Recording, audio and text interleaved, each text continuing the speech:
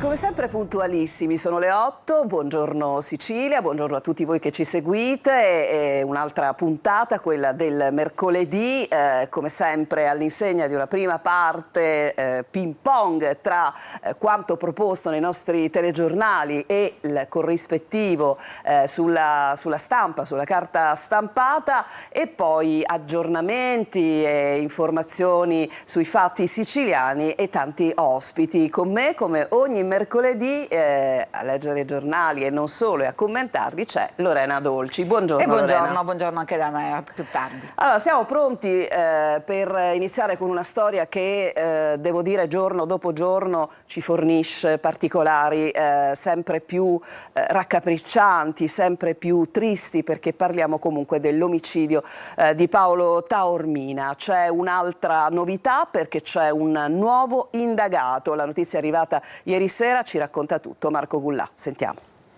C'è un nuovo indagato nell'omicidio di Paolo Taormina. È Vincenzo Viviano, amico di Gaetano Maranzano, assassino reo confesso. Avrebbe fornito infatti false informazioni al pubblico ministero. È stato convocato in caserma e ha fornito una versione che scricchiola. Il suo è un ruolo delicato, visto che Viviano, così come emergerebbe dal video, avrebbe dato 2 schiaffi ad un cliente del pub. Si tratta del momento che precede l'omicidio. Paolo Taormina esce dal locale per sedare gli animi e viene freddato con un colpo di pistola alla nuca. A casa dello stesso amico e neoindagato, lo Zen, i carabinieri hanno trovato le collane dorate e pacchiane che Maranzano indossava la notte del delitto. Il suo nome si aggiunge agli altri 4 amici dell'assassino, a cui viene contestato lo stesso reato. Sono stati tutti convocati in caserma come persone informate sui fatti, ma i PM hanno fermato l'audizione quando la posizione è cambiata da semplice testimone a indagato. Il ruolo di Viviano, che vive allo Zen come Maranzano, potrebbe essere anche più pesante se si dimostrasse che la rissa che Taormina cercò di bloccare era solo una messa in scena per far uscire la vittima dal pub e ucciderla. Ecco, fin qui il racconto da Marco Gullà, ma sui giornali ovviamente trova spazio questa notizia. Lorena. Certo, naturalmente la andiamo a vedere sul Giornale di Sicilia. Ecco qui, di spalla, omicidio Taormina, spunta appunto, come diceva Marco Gullà, l'ipotesi della premeditazione, cioè che la rissa davanti al pub potrebbe essere stata solo una trappola per attirare fuori la vittima. E pochi istanti dopo quella rissa, vero simulata, appunto Paolo è stato ucciso con un colpo di pistola alla nuca. È un'ipotesi che viene approfondita mentre la procura ricostruisce i movimenti di Gaetano Maranzano e del gruppo di amici che lo accompagnava. Sul movente restano però ancora molte ombre e le indagini si sono allargate ai numerosi amici finiti sotto inchiesta, e fra questi c'è appunto anche questo ragazzo che l'ha aiutato nella fuga. Nell'udienza in cui dispone l'arresto in carcere di Maranzano dopo l'udienza di Convalida, è proprio Viviano che subito dopo l'omicidio, questo adesso lo leggiamo sul quotidiano La Sicilia, sale sul suo scooter.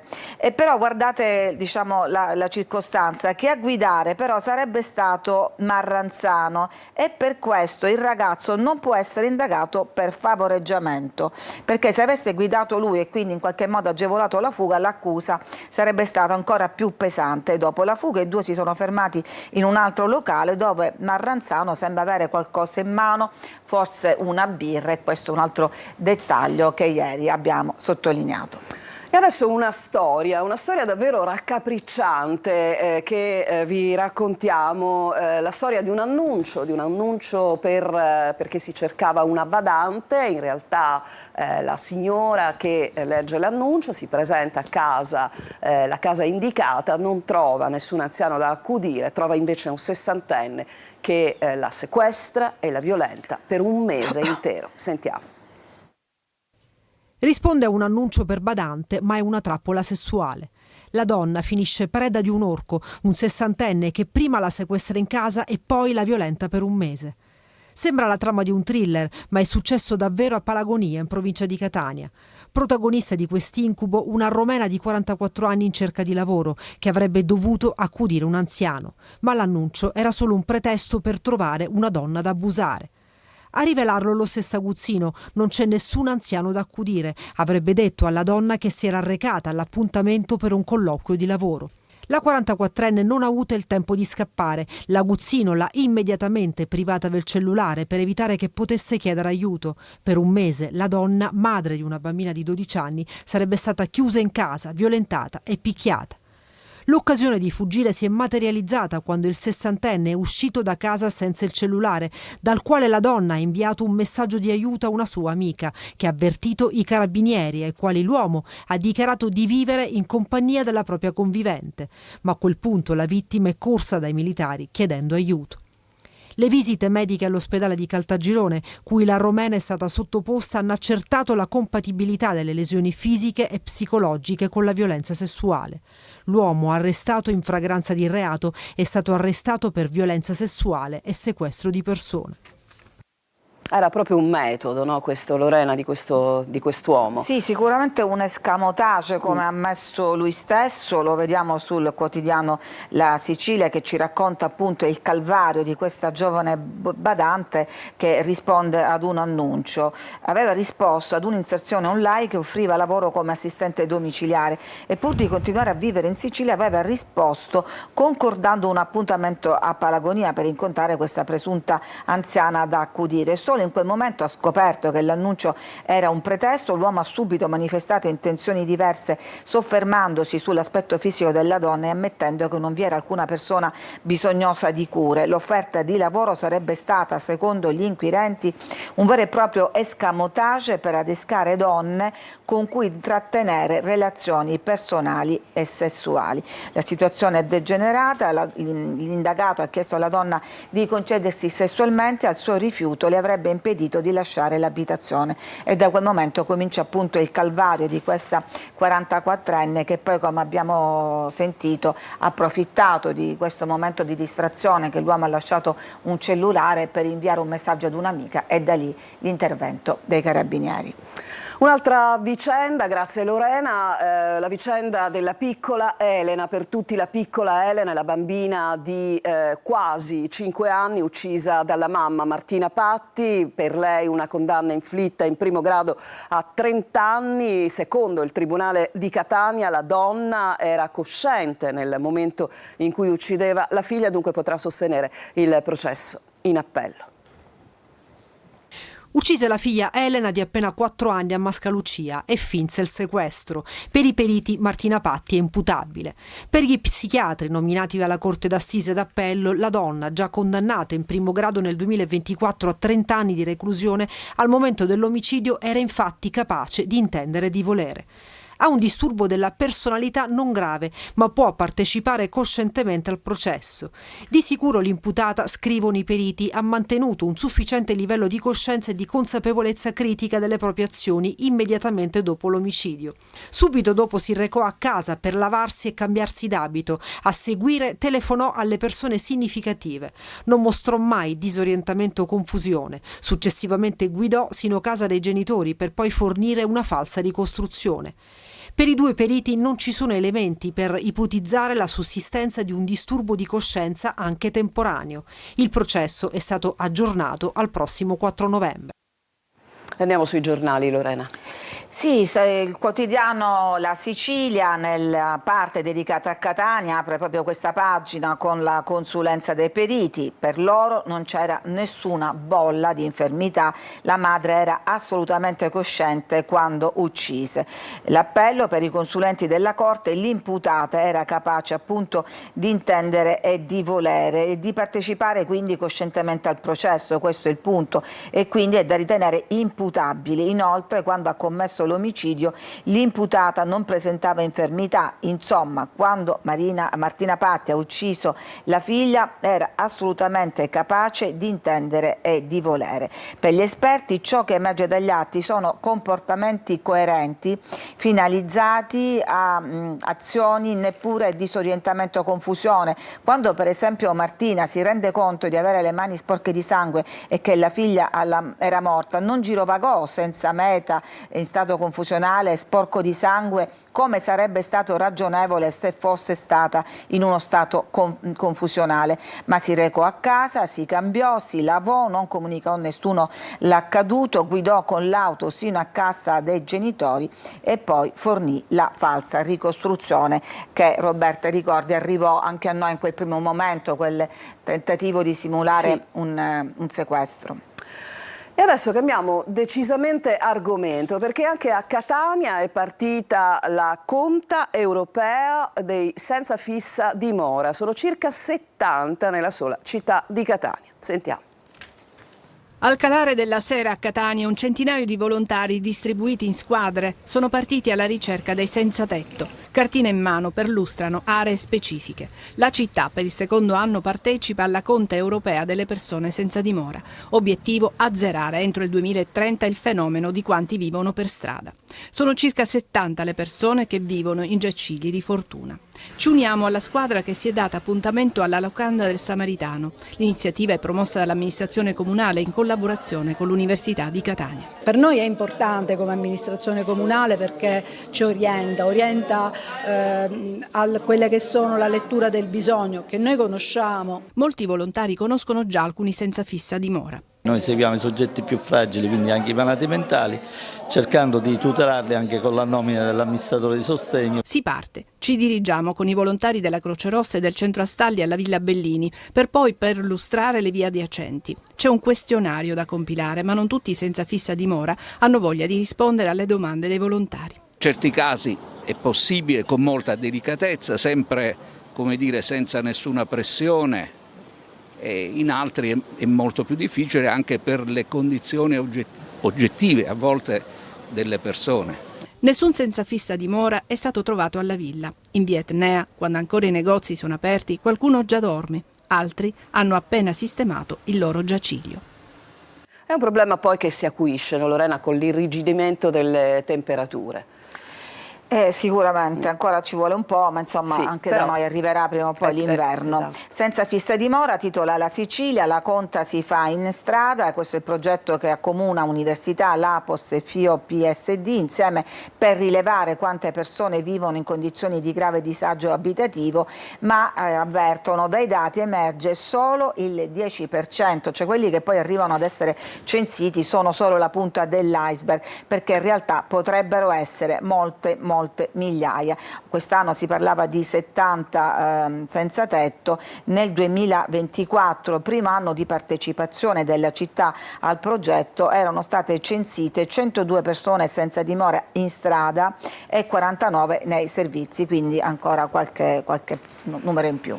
Allora, sin qui diciamo, possiamo dire in fondo insomma, le notizie principali che si trovano quest'oggi sui quotidiani che raccontano la nostra isola. Ma continuiamo, Lorena, proprio con questa parte di rassegna stampa che riguarda le notizie siciliane. Allora, torniamo sulla prima pagina del quotidiano di Catania, La Sicilia. Il titolo è, diciamo, una applicazione in salsa siciliana di quello che è un allarme italiano, cioè la diminuzione delle nascite. Infatti si parla di baby mamme in Sicilia perché non solo l'Istat certifica il crollo delle nascite, ma cresce anche il numero delle ragazzine partorienti, cioè delle minorenni. E poi nei giorni del caso Silvestri, cioè dei crateri Silvestri, arriva una proposta della DC all'Arse che non mancherà di creare polemiche, cioè troppo parco. La proposta appunto è di ridurre l'area del parco dell'Etna. Poi troviamo naturalmente la notizia di cui abbiamo già parlato: badante cerca lavoro e viene violentata, e poi quella appunto di cui vi abbiamo già dato conto, tra gli indagati anche il giovane che scappò con l'omicidio. Andiamo a vedere adesso la pagina dedicata alla città di Palermo, sempre del quotidiano La Sicilia. Dai call center alla logistica, il lavoro tra vertenze e paure. procure. In provincia centinaia di dipendenti lottano per difendere il proprio posto di lavoro. E poi c'è questa notizia che riguarda una vicenda che abbiamo seguito per mesi e mesi, cioè l'affondamento del Beisan, quello che è stato un po' il giallo dell'estate scorsa. Arrivano i primi accordi con i familiari e la compagnia di assicurazione, ovviamente i familiari delle vittime, mentre i consulenti della procura sono al lavoro sulla scatola nera ritrovata a bordo dello yacht di Mike Lynch. Dopo più di un anno dal naufragio non è ancora chiaro cosa è successo quella notte. Tante le ipotesi, nessuna certezza e c'è anche un po' di fantapolitica.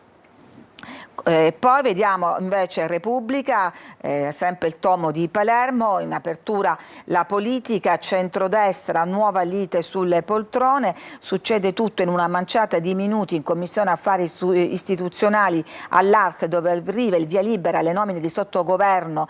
A quel punto però il capogruppo autonomista Roberto Di Mauro chiede di mettere all'ordine del giorno le nomine di Salvatore Iacolino, che è già al centro di una contesa. Il no è secco e appunto parte la bagarre. E poi Repubblica fa una inchiesta sul centro storico di Palermo, che appunto abbiamo visto è spesso teatro di risse sparatorie. E cosa dice? Via Macheda, appunto una delle vie centrali, ostaggio del food. Addirittura questa via è finita sul New York Times, che la mette al centro del cosiddetto foodification. Food vuol dire appunto cibo in inglese, quindi una strada in cui c'è una concentrazione di locali e di esercizi che fanno cibo. Ben 50 esercizi concentrati in meno di 600 metri, decine di attività tra ristoranti, pub, paninerie, friggitorie, gelaterie, che chi più ne ha più ne mette. È trasformata in un'arteria per sfamare e dissetare i turisti e viene appunto criticata dal New York Times. Il comune cerca di correre ai ripari e dice: ora basta bancarelle, sosterremo la nascita di botteghe artigiane, almeno per compensare il food con questo tipo di attività.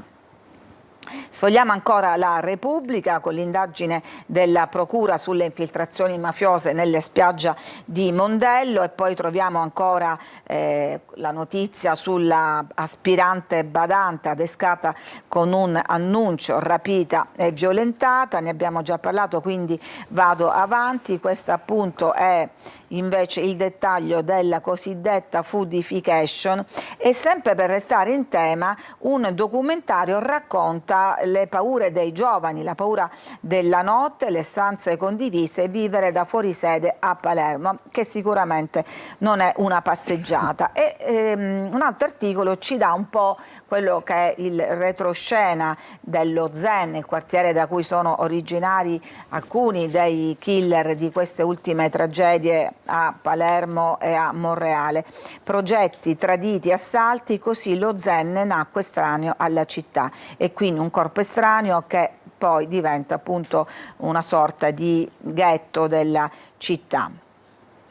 Nuove grane su Iacolino, centrodestra spaccato, Cuffaro dice basta voto segreto, in commissione passano le nuove nomine di sottogoverno ma arriva lo stop all'ordine del giorno sulle poltrone della sanità, quindi una contesa che ancora non è stata risolta. E poi c'è l'incidente sul lavoro, quello che è avvenuto a San Giovanni La Punta, vittima un uomo di 58 anni originario del Congo che si dava da fare 1000 lavori precari. San Giovanni La Punta si interroga: non è possibile morire così, dicono, bisogna fermarsi e interrogarsi. Residenti e sindaco attoniti dopo la tragedia dell'operaio africano. È un giorno di lutto e profonda dolore per l'intera comunità colpita da un'ennesima tragedia sul lavoro che ha spento appunto la vita di Romain. Questo era il nome del 58enne originario del Congo, è schiacciato da una lasta di vetro mentre lavorava ed erano in corso le operazioni di scarico. Naturalmente sono intervenuti, oltre che i concittadini e il sindaco, anche i sindacati, perché questa, l'abbiamo detto anche nei nostri telegiornali, è la 15ª vittima dall'inizio dell'anno. E poi c'è la vicenda che trovavamo anche in prima pagina con il richiamo Etna ha presentato un DDL per alzare il limite del parco a 1100 metri. Lo propongono i deputati Giuffrida e Pace, che vogliono alleggerire i vincoli per favorire lo sviluppo socio-economico. Ricordiamo, il parco è stato istituito nell'87, ma è sempre al centro di polemiche. Che cosa propongono questi due deputati? Intanto dipingono un quadro allarmante. Dopo oltre 30 anni di istituzione del parco, il territorio etneo non solo non ha visto lo sviluppo sperato, ma ha subito un'involuzione economica e demografica. Vengono evidenziati dati che descrivono un tessuto sociale impoverito, con la disoccupazione giovanile che supererebbe il 50%, l'impossibilità per i residenti di svolgere le attività tradizionali come l'agricoltura a causa di vincoli burocratici stringenti e poi l'edilizia bloccata. La proposta è quella di ridimensionare l'area protetta ridefinendone il perimetro sulla base di una soglia altimetrica certa e misurabile, cioè quota 1100 metri. Le aree che verrebbero escluse dal parco sarebbero riaffidate alla gestione dei rispettivi comuni come aree di promozione turistica. E poi vediamo la Gazzetta del Sud, del giornale di Messina, che naturalmente dedica l'apertura al programma annunciato ieri dall'ex sindaco Cateno Di Luca, attuale sindaco di Taormina, che dice: Basile ora vuole il bis. Ufficializzata la candidatura per il 2027. E poi andiamo a leggere invece un'altra storia abbastanza strana, problematica, quello di un undicenne ricoverato in psichiatria perché era risultato intossicato da cocaina. È stato ricoverato in psichiatria e poi trasferito in una residenza appunto per minori, e adesso si scopre, leggendo La Sicilia, che il bimbo non era mai andato a scuola, e su questo è stata sollevata anche una interrogazione.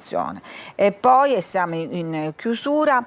PNRR, comuni con l'acqua alla gola, neanche il 30% di investimenti. L'ultimo rilevamento ufficiale indica che su un budget di 16 miliardi la spesa avviata è di appena poco più di 5 miliardi e restano soltanto 8 mesi per spendere circa 11 miliardi, quindi sarebbe davvero un grave spreco.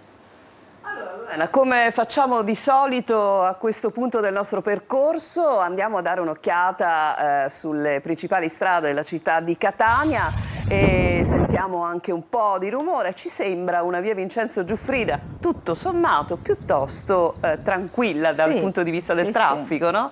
Normalmente questa è un'arteria cittadina estremamente trafficata, così come scorre bene anche il flusso veicolare sul viale Odorico da Pordenone. I misteri del traffico. I misteri del traffico, perché un giorno è praticamente una sorta di tappo, di congestione impossibile, e altri giorni invece si sta bene. Qua invece dovrebbe esserci l'Etna, ma non vediamo nulla.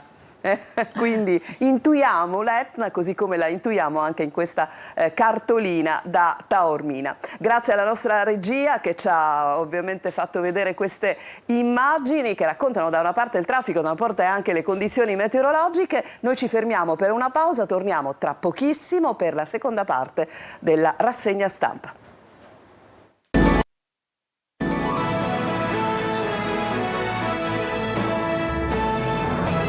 Siamo tornati in studio, buongiorno Sicilia, adesso è il momento, Lorena, di concentrarci su tutte le altre notizie, insomma, nazionali e internazionali, oggi sui quotidiani. A te.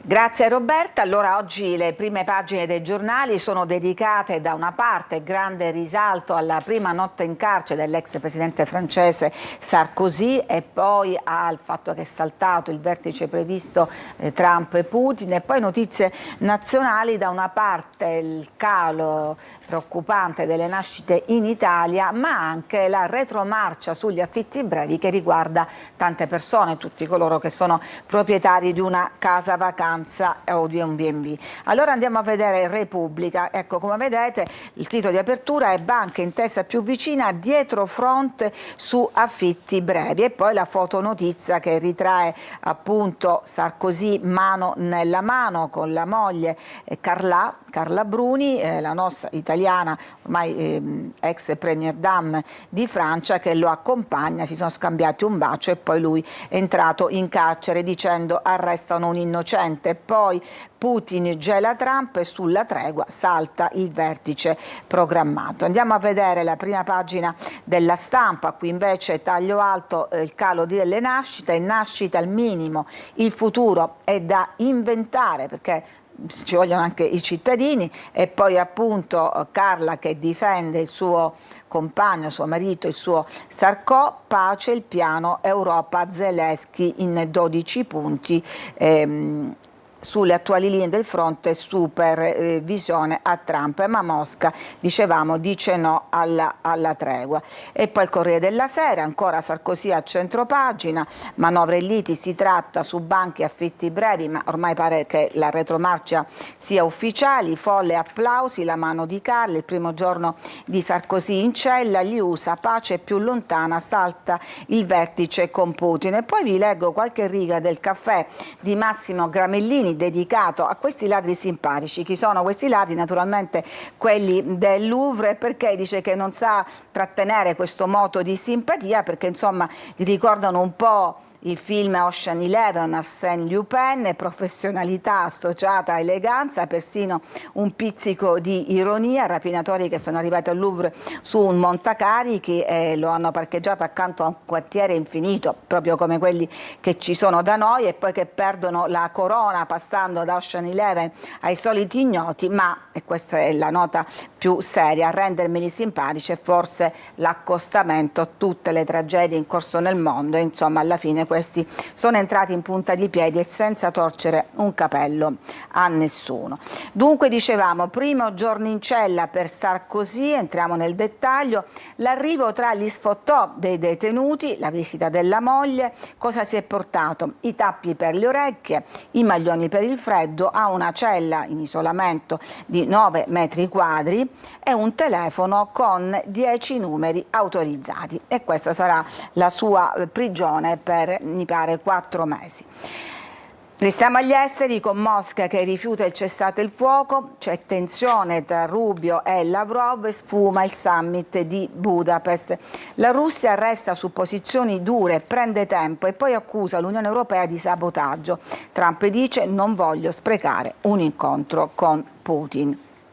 Insomma, si aprono spiragli di pace, ma poi sembrano subito richiudersi, sia come abbiamo visto in Ucraina, ma anche a Gaza. Trump ad Hamas dice infatti: fermatevi o interverranno gli alleati nell'area, e questo monito perché purtroppo si continua a registrare delle sparatorie.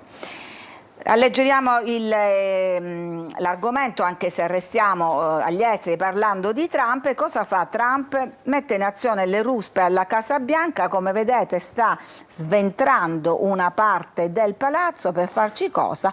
Una nuova sala da ballo nell'ala est, addirittura una sala da ballo con 1000 posti, stucchi oro, vetri antiproiettili. I critici parlano di profanazione, ma per lui è tutto a costo zero. Torniamo un attimo anche sul furto al Louvre, che naturalmente è stato nei giorni scorsi ma continua a riempire le pagine. Questa è la corona rubata che era stata indossata l'ultima volta, è una curiosità, nel 1980 da questa ventenne, questa bellissima principessa, in occasione delle sue nozze, e lei poi l'aveva venduta dicendo: non è che porti corone così spesso e quindi perché dovrei conservarne così tante. Evidentemente ne aveva più di una. I gioielli, arriva la stima, valgono 88 milioni, ma il Louvre non sarà risarcito. Sapete che c'è stata grande polemica, anzi i social sono pieni di meme su questi ladri buffi che penetrano in maniera assolutamente facile dentro il Louvre, ma la ministra Dati difende le misure di sicurezza hanno funzionato, ma bisogna avere veramente coraggio per dire che hanno funzionato. Fra l'altro si scopre ancora sulla stampa che i gioielli non erano assicurati. La presidente del museo si dimette, Macron dice non se ne parla, quindi in sostanza la difende. Basta, torniamo in Italia. Ranucci, giornalista di Reporter, diciamo obiettivo di un gravissimo attentato, dice: la Premier mi ha chiamato, quindi Meloni, destra e sinistra almeno una volta insieme nella stessa piazza a difesa di Ranucci e della libertà di stampa. E poi veniamo a questa tragedia del bus, il grido degli ultra dopo aver tirato il sasso che ha ucciso l'autista, esultavano dicendo: li abbiamo massacrati. Davvero allucinante, mi viene da dire. Ancora cronaca, scarcerato dopo le botte all'ex, ora il GIP chiede il braccialetto, un altro caso di violenza sulle donne, l'uomo aveva aggredito la 19enne sul bus, ma non era la prima volta. E poi il caso di Pamela Genini, in questo caso purtroppo non si è riusciti a salvarla in tempo, la polizia è arrivata proprio qualche secondo di ritardo e la mamma però dice è stata abbandonata dalle sue amiche. Sun Chin, l'ex compagno, si è rivelato un mostro, ma le amiche di Pamela, se sapevano cosa stava succedendo, avrebbero dovuto denunciarlo e dice l'hanno lasciato sola. Riferisce appunto la mamma. Sono arrabbiata con le sue amiche, non le conosco, non sono mai venuta a casa mia in questi giorni, nessuno mi ha contattato. E poi guarda, c'è una notizia che ricorda un po' quella che abbiamo appena dato su Palagonia, ma questa volta lo scenario è Genova e quindi evidentemente appunto, come dicevi tu, un po' un modus operandi. Posta il curriculum, viene agganciata e poi la 25enne viene sequestrata e stuprata. L'uomo l'ha agganciata con i dati personali con cui lei cercava lavoro. Quindi aveva postato un proprio curriculum, niente di, cioè, né foto in abiti succinti, ma solo un curriculum di lavoro. Le sembrava un modo semplice per cercare un posto di lavoro, mai avrebbe immaginato che tanto bastasse per catturare l'attenzione di un predatore sessuale che dopo diversi tentativi di abbordarla al telefono, alla fine è riuscito a rintracciarla fisicamente, l'ha costretta a salire in auto con lui e l'ha trascinata fino alla propria abitazione dove l'ha violentata. Vittima di tanta brutalità una ragazza di 25 anni residente in un paesino del Levante ligure vicino a Chiavari. E veramente non si può stare mai tranquilla. Qui invece ancora sulla cronaca un'altra tragedia, questa volta legata agli interventi di chirurgia estetica. Questa è la donna morta in Turchia per un intervento di liposuzione. Aveva chiamato poco prima la sorella, addirittura dal lettino della clinica in Turchia, poi racconta la sorella, quei medici l'hanno uccisa e lei era serena e diceva andrà tutto ok. Ma così non è stato. Vediamo l'altra notizia che appunto Repubblica dava in prima pagina perché riguarda appunto tanti proprietari di case, affitti brevi. C'era la proposta del governo di alzare la cedolare secca e quindi l'affitto dal 21 al 26%, c'è stata un'alzata di scudi anche da parte del centrodestra, si cambia, il governo cede ai veti, pronta la retromarcia. Se ne riparlerà appena Giorgia Meloni avrà portato a termine il viaggio a Bruxelles. Per comprendere cosa accadrà bisogna risalire prima alla genesi della tassa al 26%. Circolano a tal proposito diverse versioni. Poi appunto la rivolta capitanata da Forza d'Italia e delle associazioni di categoria hanno complicato il percorso della norma, ci sono state varie proteste anche sulla base che il gettito sarebbe stato limitato solo 500 milioni per questo incremento di cedolare secca. E poi vediamo a questo allarme. In poche parole, sintetizza la Stampa, non si fanno più bambini. Poco, Lorena, quindi avremo il nostro ospite, il dottore Falcidia.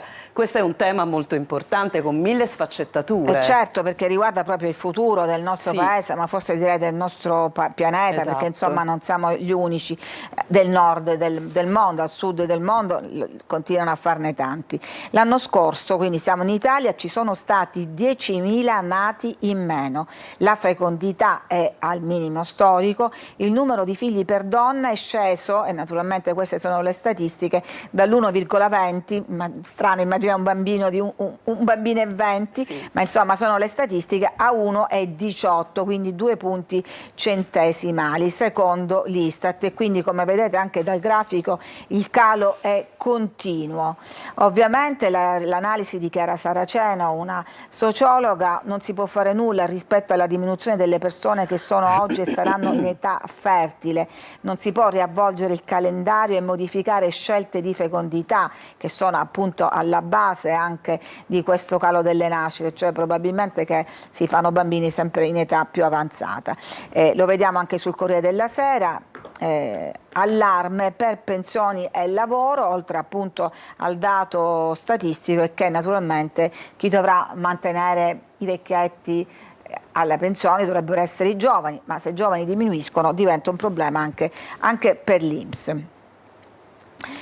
Un'altra riforma riguarda appunto questi famosi giovani di cui parlavamo, 17enni al volante con un adulto vicino. L'Europa anticipa i tempi della patente auto. In caso di sospensione in Italia non si potrà guidare neanche nel resto dell'Unione Europea, ci vorranno 3 anni per recepire le norme. Poi purtroppo un'altra tragedia dalla Turchia, 2 ragazzi, parliamo di 2 quindicenni condannati a 24 anni per l'omicidio di un coetaneo, Mattia, figlio di uno chef a Istanbul, venne accoltellato, ora pene più severe per i killer bambini.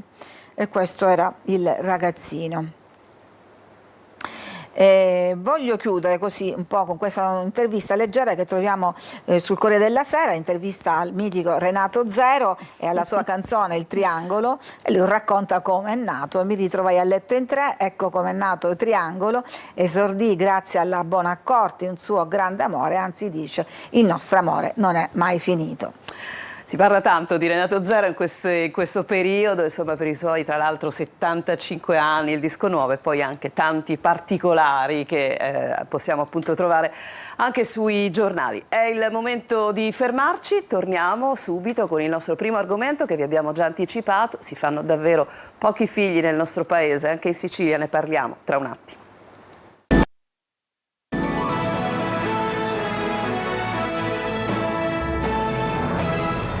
E siamo tornati in studio, vi ho anticipato l'argomento, lo abbiamo fatto anche grazie alla lettura della rassegna stampa. Oggi praticamente in tutti i quotidiani si parla di questa denatalità, di questi numeri riportati dall'Istat che lanciano ovviamente un segnale di allarme. Si fanno davvero pochi figli nel nostro paese e anche in Sicilia. Oggi ne parliamo con il dottore Ernesto Falcidia, ginecologo. Buongiorno dottore. Buongiorno, grazie, allora, grazie dell'invito. Partiamo da un fatto, non è una bella notizia. Assolutamente, è una notizia pessima che ha dei risvolti sociali, ha dei risvolti economici e sicuramente diciamo, non premia il nostro paese per quello che potrebbe diventare in un futuro da un po' tutti i punti di vista. Oggi come oggi la denatalità però non è un fenomeno che scopriamo adesso, sì. È un fenomeno che ben studiamo da circa 15 anni e che ha delle cause che sì, sono quelle che vengono riportate oggi dai principali giornali, dal mainstream. Alcuni articoli sembrano costruiti quasi tutti uguali con l'intelligenza artificiale. Ecco, in realtà è vero, le motivazioni sono quelle che riportano, sono fondamentalmente 3. C'è una coppia che prova ad avere una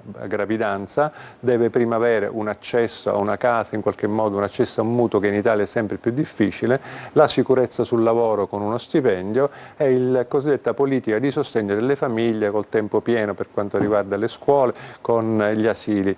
In realtà è vero, queste motivazioni vengono riportate, sono vere, ma purtroppo non sono le uniche. Quindi il fattore economico regge come motivazione? Non c'è dubbio, per carità, il fattore economico regge, ma c'è anche un fattore statistico e un fattore culturale estremamente importante. Il fattore statistico è che in Italia non esiste più un parterre di donne che possa fare un figlio, perché dopo il baby boom degli anni 60 c'è stato il booster, diciamo, c'è stato il fallimento fra il 75 e il 95, 20 anni in cui non abbiamo fatto più figli, per cui il parterre di donne che può andare a concepire, mentre nel 75 erano 15-16 milioni, si intendono le donne fra i 15 e i 45 anni, oggi sono meno di 8-9 milioni, quindi anche se paradossalmente riuscissimo ad aumentare quello che si chiama l'indice di fertilità per donna, che oggi in Italia è 1,18, è il più basso, in Sicilia è lievemente più alto, 1,20, 1,25, se lo portassimo paradossalmente per miracolo a 1,80, nei prossimi 10 anni vedremmo un aumento delle nascite? Assolutamente no, perché andrebbe comunque sempre contraendosi il numero, la base di donne che possono avere una gravidanza, quindi questo è un fattore principale. Un secondo fattore è culturale, estremamente importante. Oggi come oggi viviamo in una società che non c'è dubbio è individualista ed edonistica.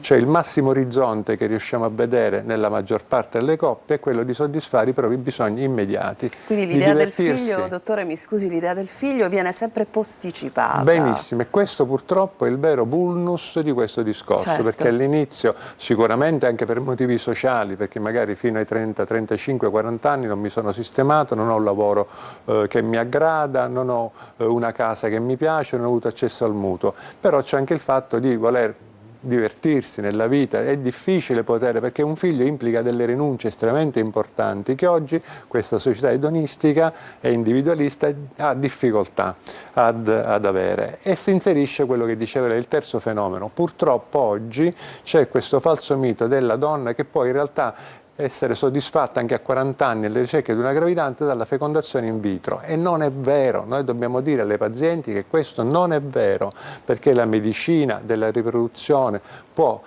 dare il massimo per quella donna che ha 40 anni, dandole il massimo tasso di fecondità fisiologica di una donna a 40 anni. Non le può dare il tasso di fertilità di una donna di 25, quello non esiste. Quindi dobbiamo metterci in testa, mettere in testa alle nostre donne, alle nostre ragazze, alle nostre figlie, che prima si fanno i figli e meglio è. Allora aspetti dottore, praticamente insomma si è spostato in avanti l'emergenza del concepimento per una serie di fattori culturali. Una volta insomma ci si sposava a 20 anni, a 22, perché poi c'è anche l'età in cui ci si sposa, o comunque si sta insieme, che è cambiata, no? Si comincia un percorso un po' più tardi, però non può essere spostata in avanti la biologia, la parte no? Non si è mai spostata in avanti, quindi anzi la biologia piuttosto si è un po' spostata indietro, perché con gli inquinamenti che ci sono oggi, che sappiamo di alcune zone siciliane, la Terra dei Fuochi nel napoletano, che hanno ridotto notevolmente la fertilità anche maschile. Il fatto che la fertilità femminile sia rimasta sempre quella, si concepisce meglio in età più giovanile, dai 18 ai 35 anni c'è un calo continuo e progressivo della fertilità, e purtroppo c'è un po' questa convinzione, questa leggenda metropolitana, che andando in un centro di fecondazione in vitro riusciamo anche a 40 anni in maniera serena ad avere una gravidanza. Ci riusciamo molto più di ieri e dell'altro ieri, perché le tecniche migliorano, ma purtroppo non possiamo mai garantire una gravidanza a tutte quelle che hanno 40 anni, questo è fondamentale. E poi c'è un vulnus particolare nella nostra Sicilia. Ecco. La Sicilia negli ultimi 10 anni ha perso quasi il 35% dei nati. Perché? Perché i nostri giovani se ne vanno. Abbiamo perso il 15% della popolazione sotto i 40 anni, perché vanno a studiare, vanno a lavorare altrove e lì fanno famiglia, quindi perdiamo non soltanto i nostri figli, ma perdiamo anche i nostri nipoti, perché una volta che si troveranno a loro agio in una società, vuoi che sia Milano, vuoi che sia la Toscana, vuoi che sia anche l'estero, faranno figli e concepiranno lì, e noi perdiamo anche questi giovani. Quindi la grande denatalità che c'è in Sicilia è in realtà data anche dalla difficoltà ad avere una società che ti sostiene. Allora, giustamente lei diceva, non è un fatto di cui ci accorgiamo adesso, no? Perché è stato un graduale decremento, ma come possiamo invertire la tendenza? La tendenza non si può invertire soltanto con gli aiuti economici, che sono importanti. Sono alcune nazioni come la Francia, come l'Ungheria, che hanno dimostrato che con delle importanti detrazioni fiscali si riesce un po' ad arginare questo fenomeno. Ad esempio in Ungheria una donna che ha 4 figli non pagherà mai più le tasse. Già a 2 figli c'è una detrazione di oltre il 50%, per le macchine oltre i 7 posti quasi te le regalano, i mutui per le giovani coppie che vogliono una gravidanza sono a tasso zero, cioè tu non pagherai praticamente interessi, e questo sicuramente ha un risvolto positivo, ma dobbiamo dire che in realtà dobbiamo fare un cambio di mentalità, di cultura, quello è fondamentale, cioè convincersi che in realtà è difficile avere le gravidanze al di là dell'età in cui le facevano le nostre mamme, le nostre nonne, per cui potersi impegnare in una gravidanza un po' prima. Non è nemmeno vero che influenza ad esempio il PIL o i posti per l'asilo, perché se guardiamo la regione che ha più gravidanze in assoluto, che è molto ricca, è il Trentino Alto Adige, ma poi seguono le 3 regioni più povere, che sono la Sicilia, la Calabria e la Campania, che fanno più figli, quindi c'è un credo nella gravidanza che non è collegato in realtà al problema economico. Quindi modificando il problema economico riusciremo a modificare poco la gravidanza, il tasso di gravidanze. Oppure si dice che è per i servizi di sostegno alla gravidanza, quindi alla maternità, alla famiglia, chi ha più posti nido per asilo e chi ha più diciamo scuole che tengono i bambini anche il pomeriggio, il cosiddetto orario pomeridiano. Palermo ha il 5% di orario pomeridiano, Milano ne ha il 95%, eppure si fanno più figli a Palermo. Quindi è un cambio culturale in realtà. Ma a proposito di cambio culturale, nel quale sentendola parlare secondo me si crede ancora di più. È ancora vero che in realtà poi sono proprio le famiglie meno agiate che continuano ad avere, che fanno più figli? Cioè è quasi un paradosso, lo era nel passato, persiste. Lei ha parlato ovviamente di Napoli, della Campania, ma anche in Sicilia c'è questa differenziazione per classi sociali, mettiamola così? Assolutamente sì, tant'è vero che le 3 regioni, dopo la prima che fanno più figli, sono le più povere, ma le dirò di più. Si dice che facendo lavorare di più le donne faranno più figli. Invece nelle province più ricche, dove c'è un maggiore lavoro femminile, c'è una discrasia. Là si fanno, con tutto che hanno gli asili, con tutto che hanno l'orario prolungato nelle scuole, là si fanno meno figli. Noi dovremmo vivere una società per cui non si deve scegliere fra fare figli e lavorare, dove fosse possibile in realtà fare ambedue le cose, dove fosse possibile essere mamma ed essere aiutata ad avere una gravidanza. In Sicilia, in queste regioni che abbiamo detto e che accennava pure lei, bene o male c'è un sistema di sostegno familiare, ci sono i nonni, sono gli zii, molto spesso il figlio di una coppia diventa non soltanto il figlio di quella coppia, ma il figlio del condominio o il figlio di quel quartiere, cosa che assolutamente non c'è al nord e non c'è per i nostri figli che si trasferiscono su e hanno perso sicuramente l'aiuto dei genitori. Allora, siamo al termine di questo nostro incontro, è stato bellissimo, intenso. Grazie. Però le posso dire una cosa, sentendo appunto quello che lei dice, mi rendo anche parallelamente conto che di questo non si parla tanto, e se fenomeno culturale deve essere, bisognerebbe partire a parlare di tutto questo anche nelle scuole, cioè riuscire a coinvolgere i giovani che oggi come oggi dicono: beh vabbè, devo studiare, so 10 anni davanti, poi mi devo realizzare, vabbè mi sposo a 38 anni. Perfetto. Ecco, voglio dire, però portarli a conoscenza di tutto questo forse dovrebbe essere un impegno che deve partire proprio da lì. Le nostre società di ginecologia ostetricia e di fertilità ci impongono, ci consigliano, quando viene una ragazza in studio, di renderla edotta. Cosa vuol dire? Ritardare la gravidanza, esatto. Non di costringerla, perché non lo possiamo mai fare, ad avere una gravidanza, ma dire guarda che... E queste campagne in America sono continue. Se ben si ricorda, una volta, sotto un governo di sinistra, uscirono proprio dei cartelloni un po' in giro con una donna con una clessidra, per dire che il tempo in realtà è stato contestato fortemente, è stato un movimento per cui dire state costringendo le donne ad avere figli prima, è quasi una pressione psicologica. No, era un'informazione, bisogna informare le ragazze che magari non lo sanno che il concepimento ideale avviene in una certa fascia di età. Ci dobbiamo salutare. Grazie, Dottore grazie Falcidia, grazie davvero e buon lavoro sempre. Buona continuazione. Noi grazie. adesso andiamo a guardare le previsioni del tempo, vedremo un po' come sarà in queste ore il meteo in Sicilia. Torniamo. Ben ritrovati un aggiornamento con le previsioni di Trebimeteo per la giornata di mercoledì, con estrema variabilità sulle nostre regioni e delle piogge più probabili sulla parte occidentale dell'arco alpino, nonché sulle regioni centrali, specie Toscana e Umbria. Anche la Sicilia vedrà della variabilità e qualche pioggia in giornata più probabile sul lato ovest dell'isola, meno coinvolto invece il settore ionico. Venti vivaci tra ovest e sud-ovest e mari generalmente mossi. Temperature massime che oscilleranno mediamente tra i 20 e i 25 gradi, comunque sarà una giornata molto mite per il periodo. Per quanto riguarda la tendenza per giovedì, invece, il tempo sarà generalmente più stabile e assolato, una giornata di cielo sereno poco nuvoloso, un po' di variabilità sempre sull'ovest della Sicilia per venti, attorno a ovest e sud-ovest. Ulteriori dettagli, approfondimenti per i prossimi giorni scaricando l'app gratuita di Trebimeteo.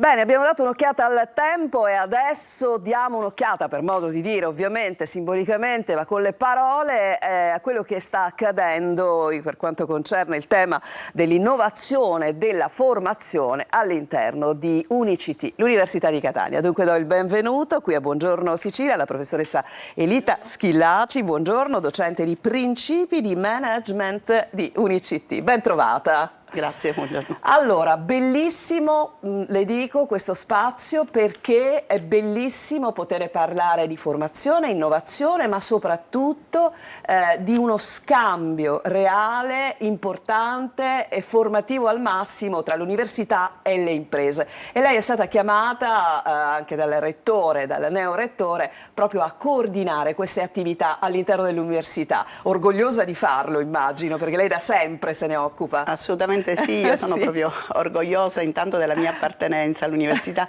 ma anche, come dico sempre, di fare questo lavoro che secondo me è bellissimo, quello di essere a contatto. Ormai sono 45 anni che lavoro con gli studenti e da insegnante, credo, sono sicura, perché me lo restituiscono loro, insegnante significa lasciare il segno, no? Ed è importante, è bellissimo, penso che sia una delle cose più gratificanti. Con riferimento adesso al tema a cui lei faceva riferimento, appunto al tema della formazione e anche dell'innovazione, il rettore, il neorettore, è stato anche peraltro ospite qua, ha posto come primo punto del suo programma elettorale studiare e lavorare in Sicilia, perché ne parlavate poco fa a proposito per esempio del tema della natalità. Sì. Ora, anche questo è un tema culturale, perché noi dobbiamo riuscire a raggiungere i nostri studenti attraverso proprio un messaggio molto forte che c'è il lavoro in Sicilia, è possibile lavorare in Sicilia ed è possibile creare e valorizzare tutte quelle attività, quel sapere, quelle conoscenze che noi formiamo attraverso il percorso educativo e che poi molto spesso si disperdono, vanno via. Io sono sempre per la mobilità dei cervelli, quindi i cervelli sono in movimento, ma così come sono in movimento noi non dobbiamo solo assistere a questa fuga, a questo draining, ma anche occuparci di attrarre, quindi un percorso anche inverso. Ecco, e allora io lo vedo dal mio osservatorio, stanno cambiando molte cose e con riferimento alla strategia dell'università noi possiamo fare delle cose per aiutare questo processo. E quindi ecco, quello che dicevo in apertura, professoressa, proprio questa necessità di partnership, no, tra diciamo parti, lo studio, l'università, ma anche il mondo dell'impresa, è fondamentale, no? È importante anche immaginare e capire un po' in che cosa consiste questo concetto di open innovation. Esatto. Allora, l'innovazione per definizione è un'apertura, l'innovazione è la capacità di creare discontinuità, qualcuno dice l'innovazione è anche una disubbidienza riuscita. Il concetto di open innovation significa che non succede più come era in passato, e l'innovazione proviene per esempio dalle grandi imprese, dai grandi centri di ricerca e sviluppo, ma si fa innovazione in un'interazione continua, questo è il concetto di open innovation, tra piccole, grandi imprese, territorio, istituzioni, centri di ricerca, networking, associazioni di categoria, professioni, quindi è uno scambio continuo nel processo di appunto cambiamento, e siamo in una fase in cui questa innovazione è dirompente rispetto al passato, lo vediamo, c'è una discontinuità incredibile, quindi occorre sempre più rafforzare questi bridge, questi ponti tra questi mondi che devono sempre più essere capaci di parlarsi. Per esempio, far immergere gli studenti dell'Università di Catania all'interno di realtà appunto di imprese o il mondo della finanza, tutto quello che ovviamente ruota attorno a ciò che potrebbe essere poi il loro futuro, e dare vita a quella che è una forma molto stimolante come gli hackathon, che sono questi tavoli di lavoro a tempo, no? Ci si immerge in una realtà e si stimola alla creazione, alla formazione di un'idea. Sì. E questo è il tema anche dell'hackathon, è lo scambio di informazioni, visioni, esatto, conoscenze, intuito, no? Perché l'innovazione è qualcosa che si deve creare solo attraverso la capacità di condivisione, intelligenza collettiva. Pensi, qualche settimana fa siamo stati una delegazione di UniCT ad Osaka a vedere l'Expo, e il tema dell'hackathon l'anno di quell'Expo era dedicato proprio all'intelligenza collettiva, quindi negli hackathon si crea questa intelligenza collettiva, ma è anche quello che diceva lei, la capacità di trovare forme di discontinuità. Un progetto che abbiamo a cuore col magnifico rettore Enrico Foti appunto è quello di creare una fondazione di Unicit che in qualche modo ribalti le regole tradizionali, partendo proprio dall'obiettivo principale che è il mismatching, per dire il disaccoppiamento tra domande e offerta di lavoro, cioè tra figure richieste e skills. Allora, noi all'università abbiamo tempi lunghissimi per creare nuove figure professionali, abbiamo un passaggio burocratico spesso complicato, approvazioni dei vari consigli. Ecco, per esempio, con una struttura molto più flessibile, quale quella che abbiamo in mente, che stiamo costituendo, quindi a breve riusciremo proprio a portare entro l'anno a completamento questo progetto, che è un progetto anche qui di innovazione accademica. Noi vorremmo ribaltare, cioè partire proprio dalle partnership strategiche con le imprese che saranno sedute insieme a noi e faranno parte di questo nuovo organismo formativo, partire dai loro bisogni, immaginare corsi molto più veloci anche al di là dei tradizionali corsi, non necessariamente puntare sul tema, per esempio appunto il titolo di studio, perché qui c'è tutto un ragionamento se i titoli di studio, in realtà quello che vogliono le imprese è diverso. Certificati esperienziali, adesso si parla nelle università, per esempio alcune università molto innovative, ecco, quindi vorremmo proprio immergerli dentro le aziende e produrre dei certificati esperienziali, quindi cambiare proprio tutto il paradigma tradizionale. Ecco, ma che tempi vi siete dati per tutta questa sorta di rivoluzione? Sì, no? L'innovazione ha dei tempi veloci. Quindi anche noi, se vogliamo essere innovativi, e quindi ci siamo dati dei tempi anche diciamo molto brevi, faremo entro l'anno, ma già abbiamo le partnership, ma questo è solo uno dei progetti. Nel frattempo stiamo potenziando tutto quello che riguarda per esempio appunto tutto il mondo dello spin-off, che sono le nuove aziende create dalla ricerca e comunque delle start-up, con tutta una serie. In questi giorni abbiamo fatto colloqui continui con tutto l'ecosistema, per cui vorremmo appunto anche con tutti, perché c'è un ecosistema catanese, evidentemente lo sappiamo tutti, molto fertile su questo tema, e interagire con tutti loro. Due ultime cose perché siamo davvero in chiusura.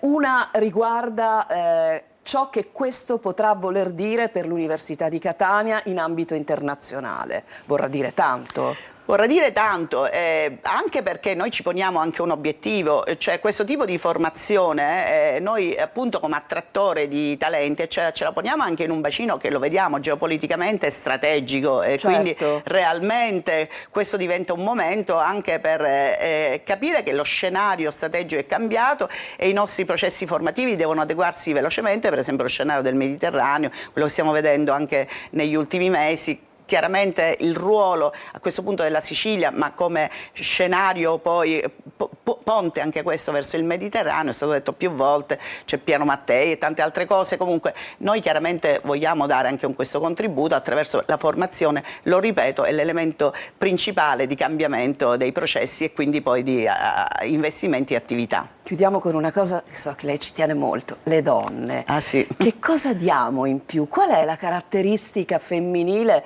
che costituisce un po' un plus, no? Nell'ambito di progetti come questi? Allora, io appunto credo che proprio l'integrazione uomini-donne sia fantastica, quindi non è. Però siccome porto il punto di vista femminile, chiaramente, io ho lavorato con donne splendide e molte di loro hanno delle caratteristiche, ce le hanno anche uomini bravissimi, però la capacità di stare più fronti, l'accuratezza, la velocità e l'accuratezza, soprattutto per esempio il tema della visione, della strategia, in molte appunto risorse di genere femminile ho visto anche questa capacità, forse che deriva anche dal nostro anche essere madri, no? Di pensare sempre in un'ottica di visione futura, di sostenibilità futura per le nuove generazioni.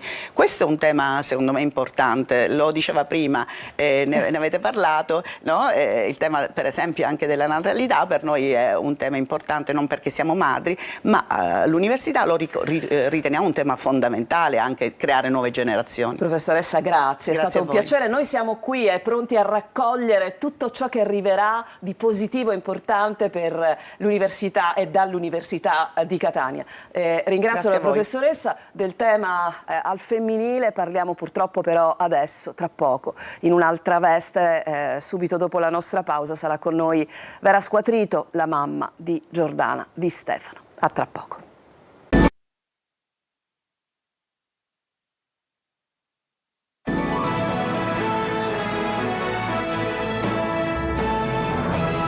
E siamo tornati all'ultima parte di Buongiorno Sicilia. Prima di proseguire con il nostro prossimo ospite, una notizia che arriva dalla nostra redazione. A Catania si è tornato a sparare. Una segnalazione è arrivata la notte scorsa alla polizia di una persona che aveva sentito appunto degli spari. Gli agenti hanno trovato dei bossoli in viale Bummacaro. Sul posto è arrivata anche un'ambulanza, l'indagine è in corso, ulteriori dettagli si avranno nelle prossime ore. Per questo naturalmente io vi rinvio ai nostri telegiornali. Inforco gli occhiali, lo devo necessariamente fare perché voglio iniziare questo spazio leggendovi questo. 10 anni da quando la mia vita è stata strappata via, ma non la mia voce. Perché è con questa voce che oggi vi parlo, è con questa voce che racconto non solo di me, ma di chi ha continuato ad amarmi anche dopo l'assenza, di chi ogni giorno ha scelto di tenermi viva anche quando sembrava impossibile farlo. Giordana Di Stefano. Io ho con me oggi e ho con tutti voi Vera Squatrito, la mamma di Giordana Di Stefano. E ti ringrazio, noi ci diamo sempre del tu, lo facciamo anche qua. Ben trovata. Grazie Roberta, grazie di cuore. Allora, le parole che ho letto sono le parole di Giordana. In realtà le parole di Giordana sono, come dire, parole che ha ispirato, no? Alla sua mamma, che fa parte di quelle persone che hanno contribuito, più di tutte ovviamente, a tenerla viva. Perché Giordana, vittima di femminicidio 10 anni fa, il 7 ottobre del 2015 a Nicolosi, non doveva essere un numero, e non doveva esserlo non solo per la memoria di sua madre, ma perché questo è importante per capire quello che ha vissuto Giordana. Adesso c'è un libro, lo voglio prendere, anche se già la nostra regia ci dà la copertina, sono felice di averla tra le mani. Io sono Giordana, il mio nome, la vostra memoria, uscirà il 30 ottobre. Perché hai scritto questo libro? Non è stato facile. Ci sono voluti 10 anni per avere la forza di scrivere un libro, non sapevo da dove cominciare, cosa scrivi. La fine di una ragazza di 20 anni che è stata barbaramente uccisa, cosa puoi dare a chi legge un libro di una storia così orrenda, e quindi è stato molto difficile. Poi ho capito che dovevo iniziare dall'inizio, perché è dall'inizio che dobbiamo iniziare per raccontare Giordana, perché Giordana appunto non è un numero, è una donna, è stata una bambina, è stata una ragazza, è stata una donna che è riuscita nella sua giovane età a gridare, no? a non arrendersi, a non sottomettersi alla violenza, e meritava di essere raccontata dall'inizio. Ma ancor di più ho scelto che fosse lei a raccontarsi, perché sono 10 anni che io porto la sua voce, è arrivato il momento che fosse lei a parlare, a raccontare. Quindi è un libro scritto come in prima persona, sì, no? Ma in realtà è la penna, è insomma, la voce, l'anima, il cuore di Vera, che ovviamente con una figlia con la quale ha vissuto a stretto contatto delle cose incredibili, eri l'unica a poter interpretare ciò che Giordana avrebbe scritto se fosse stata qui, se fosse stata in vita, avrebbe potuto raccontare lei questa cosa realmente. L'hai fatto anche grazie alla penna di Elena Portale, che è una psicologa adesso. Sì. Come è nato questo connubio? Ho incontrato Elena grazie a Giordana, come sempre. Io in questi 10 anni ho incontrato tantissime persone, le ho incontrate grazie a lei. Lei mi ha contattata un paio di anni fa, che doveva fare la tesi della triennale, mi disse: voglio fare la tesi per Giordana, e così è stato, ha fatto anche la magistrale, quindi l'ho seguita nel suo percorso di studio, dopodiché ha deciso di essere la volontaria dell'associazione Io Sono Giordana, quindi lei mi aiuta moltissimo nei progetti scolastici. Ha 30 anni, la stessa identica età di mia figlia Giordana, quindi diciamo che dal momento in cui ho deciso di scrivere questo libro mi è bastato dire una parola, perché io avevo paura di scriverlo da sola, perché avevo bisogno di qualcuno che mi desse anche una guida morale, no? Gli dissi un giorno, sai, vorrei farlo. L'anno scorso, in 9 mesi abbiamo partorito questo libro, abbiamo lavorato giorno e notte, abbiamo chiamato tutte le persone che amavano Giordana, le abbiamo intervistate perché doveva essere reale, ci siamo, diciamo, abbiamo utilizzato gli scritti di mia figlia Giordana nei vari periodi, abbiamo ricostruito 20 anni di vita, che non sono pochi, no? 20 anni di vita, ma sono tanti nel ricostruirlo, nel dolore e anche nella gioia, certo, riuscire a trovare. Abbiamo ricostruito tutto questo ed è stato per me Elena quella che mi ha dato la sicurezza che fosse Giordana a parlare, perché lei ha 30 anni. È un libro molto, molto bello, ma è un libro molto difficile da leggere. Io te l'ho detto appena ti ho vista, ho detto è difficile leggerlo, è difficile perché ci si rende conto che di questo libro si aveva bisogno, proprio perché ti permette di calarti completamente in questa ragazza meravigliosa che ha saputo raccontare, e lo ha fatto durante tutta la sua vita, tutto quello che è stato il suo percorso, no? Dall'amore folle, dall'amore che in qualche modo mette le ali, no? Pensi di non avere limiti, alla consapevolezza della maternità, alla maternità che arriva, alla progressiva rendersi conto che non andava questa cosa. Però un fatto è leggerlo sui giornali, un fatto è raccontarlo come, un fatto è sentirlo da una persona che lo ha vissuto. E lei anche attraverso i social raccontava se stessa. Sì, sì, lei mi ha lasciato un'eredità importante.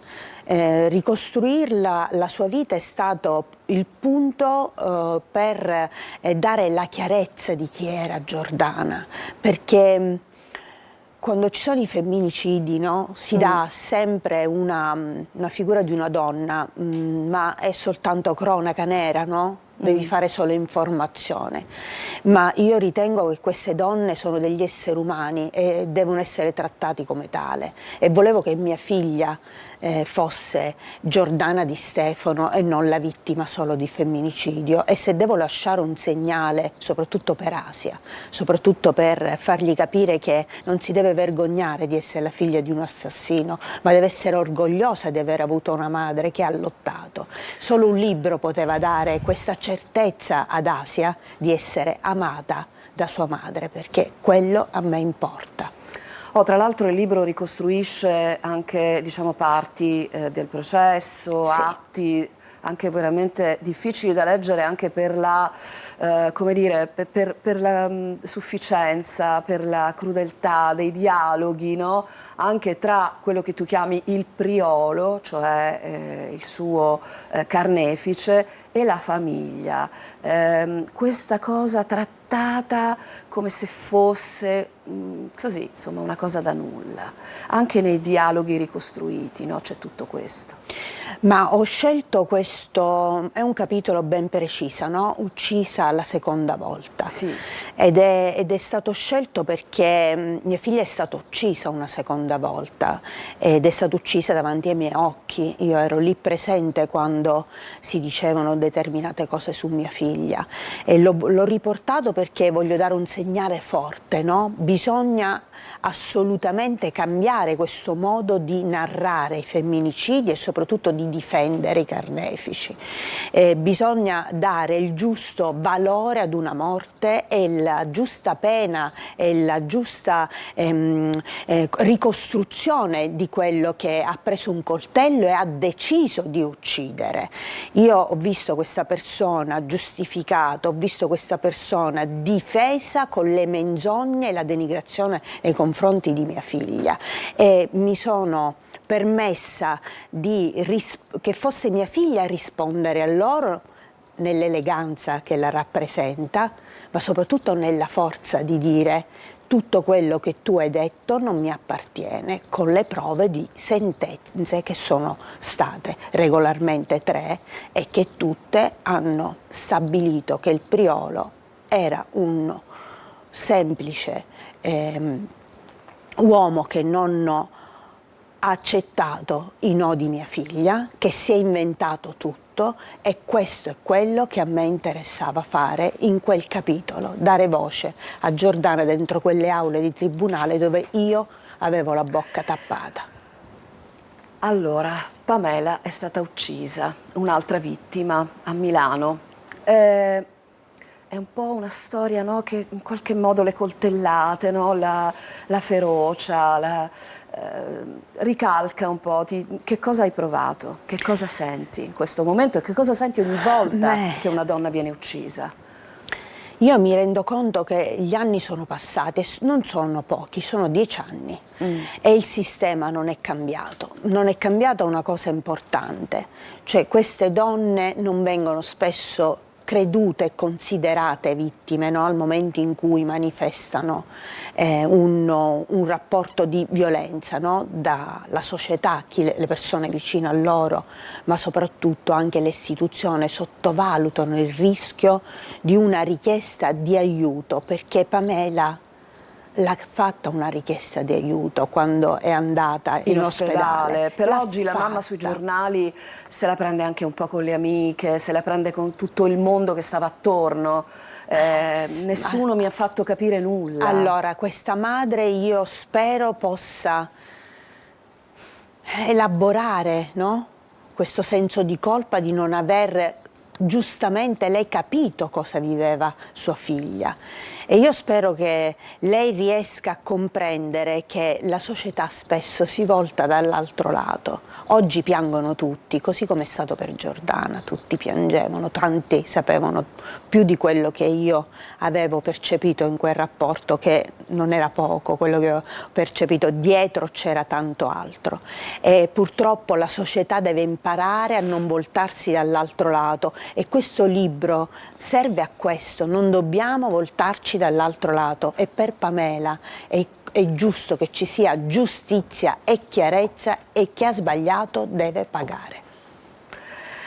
Allora, ricavato di questo libro andrà all'associazione Io sono Giordana, un'associazione che ovviamente rappresenti e che è un'associazione che da 10 anni lotta per una cultura diversa, perché tu hai sempre sostenuto che si deve partire da quello. Quindi ricordiamo che tutto andrà all'associazione. Devoluto, sì. Il libro è un progetto che parte dall'associazione, infatti sono io la presidente con una volontaria che si occupa dei progetti proprio dell'associazione. È un progetto che porta lo stesso nome e vuole essere narrativa nelle scuole, vuole essere una guida, vuole essere una consapevolezza per chi lo legge. Non c'è nessuna prefazione lì. E non ci sono ringraziamenti. Allora, un libro che va regalato, comprato dalle donne, dagli uomini. Soprattutto. Da tutti, diffuso, letto in occasioni pubbliche. E io chiudo questo momento con Vera Squatrito con una frase che è stata postata da Giordana l'8 marzo del 2015 a 00:12. In alto i calici. Per l'ultima volta in cui, soffocata dalla tua mancanza, ho sussurrato al cuscino che non ce l'avrei fatta, ma non era vero. Niente. Grazie. Grazie a Vera Squatrito, grazie davvero, e ricordiamo che troviamo nelle librerie Io sono Giordana. Grazie ancora. Ci fermiamo perché è il momento delle stelle. Noi abbiamo parlato di una stella, abbiamo parlato di Occhi di Stella, adesso l'argomento si sposta e andiamo tra un attimo da Marco Amato.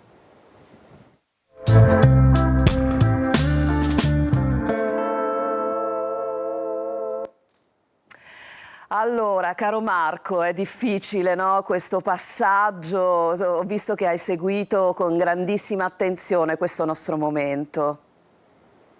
Eh sì, l'ho sentito in maniera molto forte, è stato molto vibrante, Molto, complimenti comunque, perché sempre. non è né un'intervista così, né parlarne in una maniera così propositiva di una tragedia, quindi complimenti proprio a tutti per come è stata svolta questa cosa. Grazie, grazie Marco. Allora ci riprendiamo un attimo e lo facciamo grazie a te. Non vedo tazzina stamattina, il che mi preoccupa un poco, però ti vedo sveglissimo e quindi vai.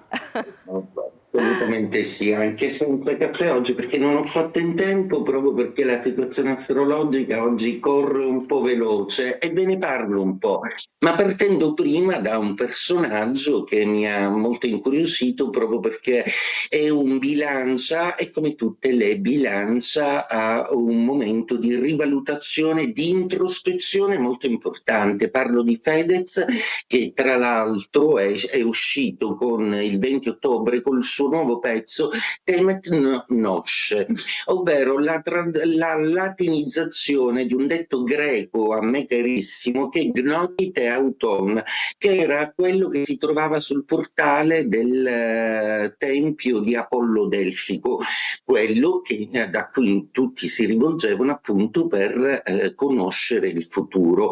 Non può esistere un futuro per una persona che non ha un presente, quindi Gnotite Auton proprio sul santuario della Pizia voleva porre l'accento sul fatto che se non conosci te non è possibile nessun domani. Mi piace molto questo epiteto che tra l'altro il rapper ha tatuato su di sé.